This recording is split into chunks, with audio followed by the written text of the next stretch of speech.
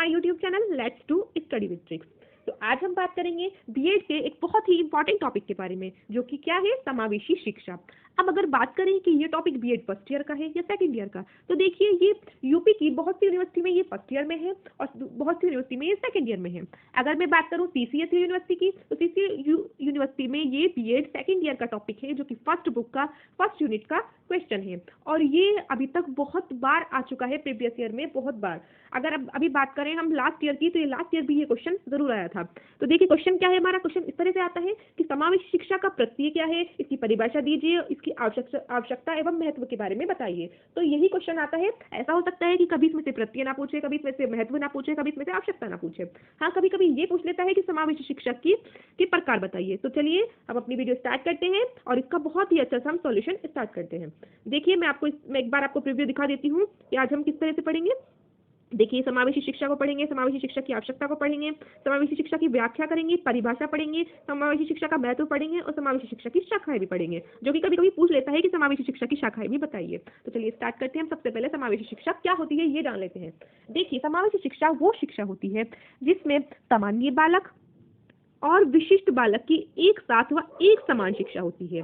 अब आप सोचेंगे कि ये सामान्य बालक क्या है और ये विशिष्ट बालक क्या है। सामान्य बालक मतलब जो सामान्य बालक होते हैं, जो अपने माइंड के स्तर में या अपनी बॉडी के स्तर में उन्हें जो सामान्य होते हैं, मतलब उनमें कोई दिव्यांग नहीं होता या फिर वो कम बुद्धि मतलब अधिक बुद्धि वाले नहीं होते। सामान्य बालक वो हो गए। अब बात करें अगर विशिष्ट बालक की, तो देखिए विशिष्ट बालक में दिव्यांग बालक भी आते हैं, जैसे किसी को सुनने में परेशानी है, किसी को देखने में परेशानी है, किसी को बोलने में परेशानी है। और बुद्धि की बात करें तो जो कम बुद्धि वाले बच्चे होते हैं वो भी आते हैं। प्रतिभावान बालक को भी हम विशिष्ट बालक में ही रखते हैं। प्रतिभावान बालक मतलब कौन, जो अपनी बुद्धि से अधिक स्तर के होते हैं, जिनका आईक्यू लेवल ज्यादा होता है। तो समावेशी शिक्षा क्या कहती है कि चाहे सामान्य बालक हो चाहे विशिष्ट बालक हो, उन सबकी एक साथ व एक समान शिक्षा होनी चाहिए। तो अब अगर बात करूं कि आपको एग्जाम में लिखना कैसे होगा, तो देखिए आपको इस तरह से लिखना होगा। समावेशी शिक्षा एक शिक्षा प्रणाली है। इसके अनुसार एक सामान्य छात्र और एक विशेष छात्र को मैंने यहाँ ब्रैकेट में लिख दिया विकलांग। यहाँ पर सिर्फ विकलांग नहीं है, ये एक एग्जाम्पल है, आप ऐसे समझ सकते हैं। देखिए मैं यहाँ लिख देती हूँ एग्जाम्पल कि ये एग्जाम्पल है चाहिए। इसमें एक सामान्य छात्र दिव्यांग छात्र के साथ शिक्षा प्राप्त करते हैं, मतलब सामान्य छात्र हो या फिर दिव्यांग छात्र हो, वो साथ साथ शिक्षा प्राप्त करते हैं। समावेशी शिक्षा एक विशेष विद्यालय या कक्षा को स्वीकार नहीं करती है। मतलब समावेशी शिक्षा ये नहीं कहती कि आप जो विशिष्ट छात्र हैं, जैसे दिव्यांग छात्र हैं, उन्हें आप अलग कक्षा में बिठाएं। नहीं, उन्हें आप सभी बच्चों के साथ एक साथ बिठाएं, तो ये समावेशी शिक्षा कहती है। आगे है सामान्य बच्चों की तरह विकलांग बच्चों को भी शैक्षिक गतिविधियों का अधिकार है, यानी कि सभी बच्चों को सामान्य बच्चों की तरह सभी शैक्षिक गतिविधियों में भाग लेने का अधिकार है। अब आगे बात करें तो देखिए समावेशी शिक्षा की आवश्यकता पड़ी क्यों।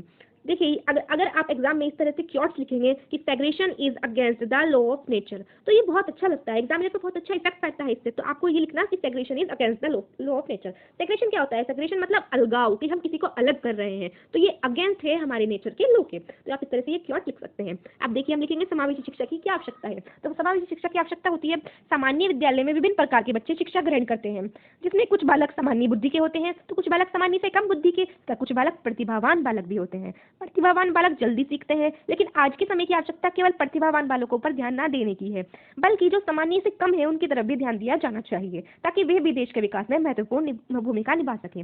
मतलब ये है कि हमें सिर्फ प्रतिभावान बालक बच्चों पर ही नहीं ध्यान देना चाहिए, हमें जो कम बुद्धि वाले हैं, जो विशिष्ट बालक हैं, उन पर भी ध्यान देना चाहिए। क्योंकि कभी कभी ऐसा होता है कि हमें लगता है कि वो कम बुद्धि वाले हैं, लेकिन वो किसी और क्षेत्र में बहुत ही अच्छा अपना दिखा देते हैं, कि तो इसलिए किसी को कम नहीं समझना है। इसमें समावेशी शिक्षा कहती है कि आप सभी को समान मौका दो अपने समावेशी शिक्षा में। अब आगे देखते हैं, आगे लिखा है इसी के बाद लिखना है आपको, असमर्थ बालकों के लिए विशेष विद्यालयों की स्थापना की शुरुआत 18वीं शताब्दी के मध्य हुई, लेकिन जब मनोवैज्ञानिक शिक्षा में प्रवेश किया तब यह महसूस किया गया कि विशेष बच्चों को अलग नहीं किया जाना चाहिए, क्योंकि ये मनोवैज्ञानिक, सामाजिक, आर्थिक व शिक्षा की दृष्टि से उचित नहीं है।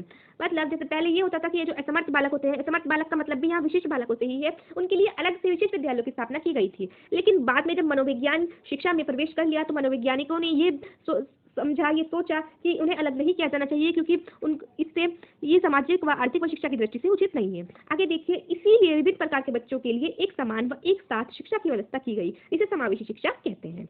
आगे देखते हैं, आपको इसी तरह से अगर आप अपनी कॉपी में लिखेंगे, एग्जाम की कॉपी में कि एक ये जैसे ऊपर वाला अलग कलर से, नीचे वाली ये बात अलग कलर से, तो बहुत अच्छा इफेक्ट पड़ेगा एग्जामिनर पे, वो बहुत अच्छे मार्क्स देगा। आगे देखिए, यहाँ लिखा है समावेशी शिक्षा की व्याख्या। अब हम व्याख्या करेंगे समावेशी शिक्षा की। तो ये मैंने कुछ पॉइंट्स लिए हैं, आप पॉइंट्स को पढ़िए। समावेशी शिक्षा एक शिक्षा प्रणाली है। इसके अनुसार एक सामान्य छात्र और एक विशेष छात्र को एक समान शिक्षा प्राप्त करने के अवसर मिलने चाहिए।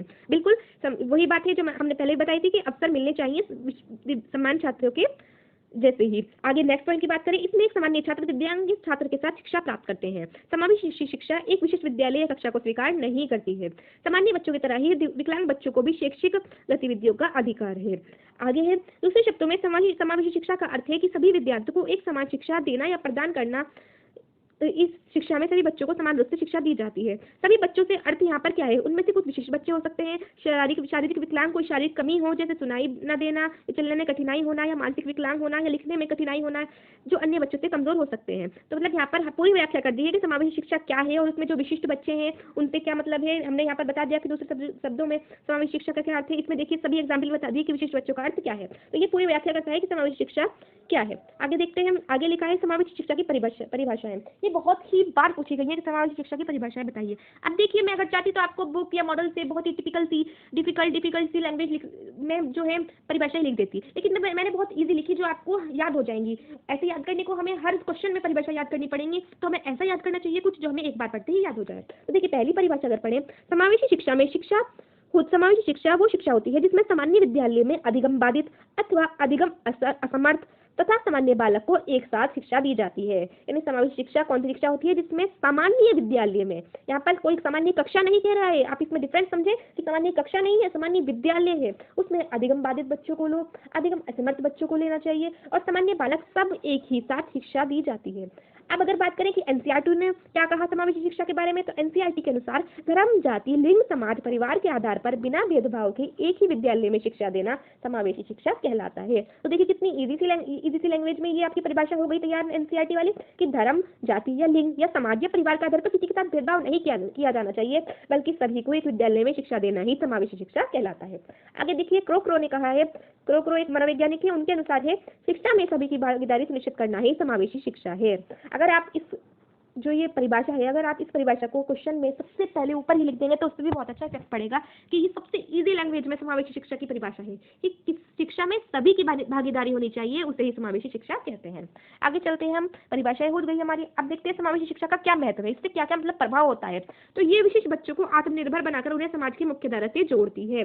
मतलब जब सभी बच्चे समावेशी शिक्षा में रहेंगे, सभी एक साथ सीखेंगे तो उनमें आत्मनिर्भरता आएगी। जैसे दिव्यांग छात्र हैं, उन्हें अगर हम अलग थलग कर दें तो उनमें हीन भावना उत्पन्न हो जाएगी कि हम अलग हैं, हम कुछ कम हैं। लेकिन अगर हम उन्हें समावेशी शिक्षा दी जाए तो वो सभी बच्चों के साथ एक साथ पढ़ेंगे तो उन्हें ये आत्मनिर्भर बन जाएंगे वो कि हाँ हम सभी के समान हैं। आगे देखते हैं नेक्स्ट पॉइंट, समावेशी शिक्षा प्रत्येक बच्चे के व्यक्तिगत शक्तियों का विकास करती है। तो यानी जब सभी की व्यक्तिगत शक्तियों का विकास करेगी, वो कैसे भाई, वो सबसे जब सब एक साथ सीखेंगे कक्षा में तो सब एक दूसरे से कुछ ना कुछ सीखेंगे, तो ये भी व्यक्तिगत शक्तियों का विकास होगा। आगे देखेंगे ये प्रत्येक प्रकार के तथा प्रत्येक श्रेणी के बालक को आत्मनिर्भरता की भावना का विकास करती है।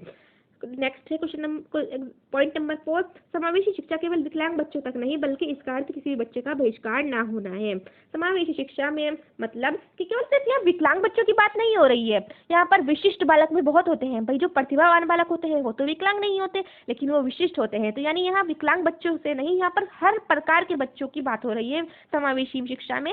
तो ये किसी का भी बहिष्कार नहीं करती, यानी सभी प्रकार के बच्चों को समान अधिकार देती है। आगे देखें समावेशी शिक्षा की शाखाएं। आपको देखिए ये बहुत ही अच्छा है, कहीं भी नहीं मिलेगा इस तरह से समावेशी शिक्षा की शाखाएं। तो देखिए समावेशी शिक्षा की 2 शाखाएं होती हैं, नंबर 1 मुख्य धारा और नंबर 2 पूर्ण समावेश। तो मुख्य धारा क्या होती है, देखिए आप मुख्य धारा को समझें। मुख्य धारा भी प्रक्रिया है। मुख्य धारा वह प्रक्रिया है जिसमें विशिष्ट आवश्यकता वाले बालकों को उनकी योग्यताओं के अनुसार सामान्य बालकों के साथ कक्षा में प्रवेश करने की अनुमति देती है, लेकिन केवल जब बच्चा इसके योग्य हो। मुख्य धारा से ये मतलब है। आगे देखते हैं जब पूर्ण समावेश का मतलब क्या है। पूर्ण समावेश में सभी विशेष आवश्यकता वाले बच्चों को सामान्य कक्षा में वातावरण में शामिल कर लिया जाता है बिना किसी योग्यता को जांचे। मतलब पूर्ण समावेश में तो सबको एक साथ हमें ऐड करना ही है, कोई जांच नहीं करनी कि कौन बच्चा कैसा है। लेकिन मुख्य धारा में जो है बच्चे को जब बच्चा अगर लगता है कि वो इसके योग्य है, मतलब ऐसा होता है ना जैसे कुछ बच्चे बिल्कुल योग्य है ही नहीं कि वो एक साथ पढ़ सके, कुछ ऐसे होते हैं जो बिल्कुल पढ़ ही नहीं सकते, उन्हें अलग की जरूरत है। तो कुछ बच्चों को इस तरह से थोड़ी सी ट्रेनिंग दे दी जाती है कि वो सभी बच्चों के साथ समावेशी शिक्षा कर सकें तो उसे हम क्या कहते हैं, मुख्य धारा। मतलब थोड़ी जब वो इस बच्चा इस योग्य हो जाए कि वो सभी के साथ पढ़ सके तो उसे हम क्या कहेंगे, मुख्य धारा। तो देखिए आपको ये समावेशी शिक्षा का प्रश्न कैसा लगा, इसका सोल्यूशन कैसा लगा, बहुत अच्छे से समझ में आया होगा। तो अगर आपको ये वीडियो अच्छी लगी है तो वीडियो को लाइक कीजिए, शेयर कीजिए, कमेंट कीजिए, और अगर अभी तक आपने मेरा चैनल सब्सक्राइब नहीं किया है तो प्लीज़ चैनल को सब्सक्राइब कीजिए और बेल आइकन भी दबाना मत भूलिए, क्योंकि इससे मैं अब जो भी बीएड के बारे में जो भी वीडियो अपलोड करूँगी इससे आपको उसका नोटिफिकेशन मिल जाएगा। और अगर आप इसके बाद अपने कोई पसंद का टॉपिक की वीडियो देखना चाहते हैं तो आप प्लीज़ कमेंट बॉक्स में ज़रूर बताइए कि आपको कौन से टॉपिक पर बीएड की या डीएलएड की जो नोट्स चाहिए या फिर आप वीडियो कहें कौन से क्वेश्चन पे आपको वीडियो चाहिए, तो आप ज़रूर बताएं कमेंट में। Thank you for watching.